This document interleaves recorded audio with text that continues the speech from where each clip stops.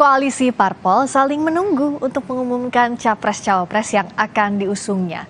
Setiap koalisi masih melihat sosok-sosok yang layak untuk diajukan di Pilpres 2024 nanti. Benarkah strategi saling tunggu ini akan berlangsung hingga menjelang pendaftaran capres-cawapres? Kami akan membahasnya bersama Ketua DPP PDI Perjuangan, Andreas Hugo Parera, kemudian ada Ketua DPP Partai Nasdem Willy Aditya, serta Direktur Eksekutif Political Literacy, Gun-Gun Herianto. Selamat malam, Bung Andreas, Bung Willy, Kang Gun-Gun. Selamat malam.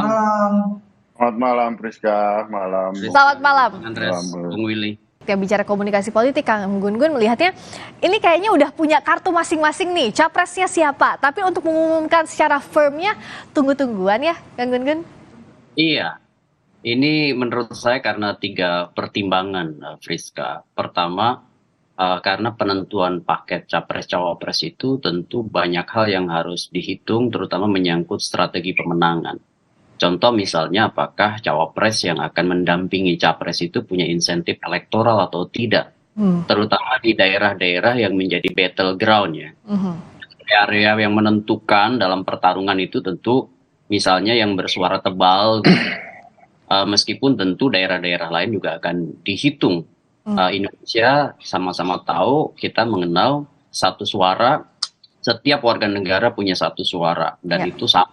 Oleh karena itu tentu akan dihitung tuh cawapresnya. Kemudian yang kedua, ini menyangkut tentu ya, kalau kita bicara soal aksi reaksi di antara partai politik, masing-masing partai akan menunggu siapa misalnya kompetitor. Seperti PDI Perjuangan kan sekarang udah punya golden ticket nih, punya partainya Bang Andreas ini punya tiket karena sudah bisa melampaui presidensial threshold, maka peluang untuk injury time itu juga besar. Salah satu yang kemudian dipertimbangkan tentu juga kompetitor yang diajukan oleh misalnya partainya Bung Willy dan kawan-kawan, atau juga paket koalisi dari partai-partai lain. Nah, kemudian yang ketiga itu bicara soal momentum. Ya, momentumnya itu tentu harus pas. Contoh misalnya ada beberapa partai yang menginginkan momentum sebelum Ramadan untuk mendeklar capresnya. Kenapa? Karena ini bicara soal momentum publisitas politik. Kalau Cak Imin tadi bilang kampanye, mungkin saya mengkoreksi. Karena kalau kampanye itu kan berbatas waktunya nanti setelah resmi. Yang adalah publisitas politik ya. Yang itu mungkin akan memanfaatkan masifnya momentum, namanya itu pure publicity, itu publisitas yang memanfaatkan setting alamiah. Kenapa? Karena setiap tahun Ramadan itu selalu memiliki banyak sekali momen untuk kemudian mensosialisasikan pasangan calon. Kalau dari Kang Gun-Gun lihat, apakah bisa kita kalkulasikan ini akan sampai injury time itu sampai kapan kira-kira Kang Gun-Gun? Kalau masih tunggu-tungguan kayak gini untuk menentukan 3 faktor tadi setidaknya yang Kang Gun-Gun bilang.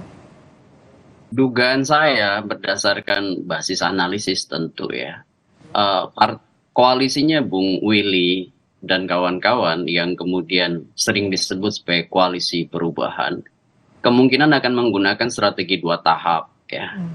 Tahap pertama adalah mendeklar capresnya secara resmi di antara 3 partai, atau mungkin ada partai baru yang datang, saya nggak tahu, tapi backbone-nya Nasdem, PKS, kemudian Demokrat, itu di tahap pertama. Tetapi kemudian tahap keduanya itu akan sangat injury time, itu bicara soal cawapres. Ini hitungannya adalah kenapa? Karena bicara soal AUM ya, manajemen. Namanya uncertainty, anxiety management dalam konteks komunikasi politik tuh. Jadi manajemen ketidakpastian dan ketidaknyamanan. Nah, proses itu biasanya dijembatani oleh satu prasyarat namanya solidarity maker.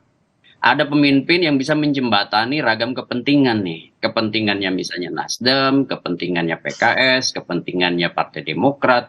Nah, harus ada orang-orang yang berperan di situ. Kalau tidak, maka kemudian kesepahaman tidak bisa sampai pada kesepakatan.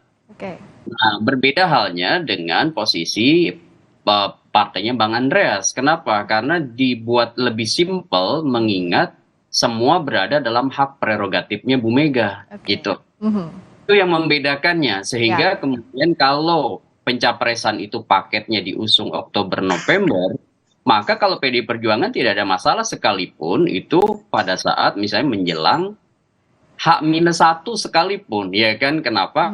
Karena Ya. itu lebih mudah, lebih simpel bagi PD Ya. Perjuangan. Nah, yang dibutuhkan bagi partai-partai di luar PD Perjuangan karena menyangkut konstelasi lintas partai, Ya.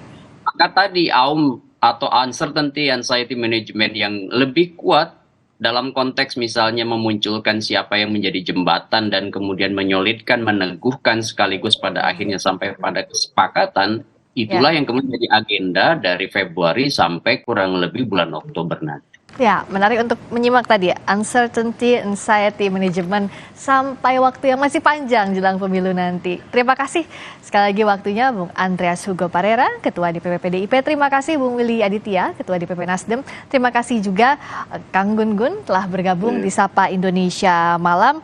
Hari ini kita akan simak bersama bagaimana konstelasi politik ke depan. Terima kasih. Berikutnya saudara, sejumlah politisi hingga bakal capres berada di barisan yang sama menjadi penonton konser Dewa 19 lengkapnya usai jeda di Sapa Indonesia Malam.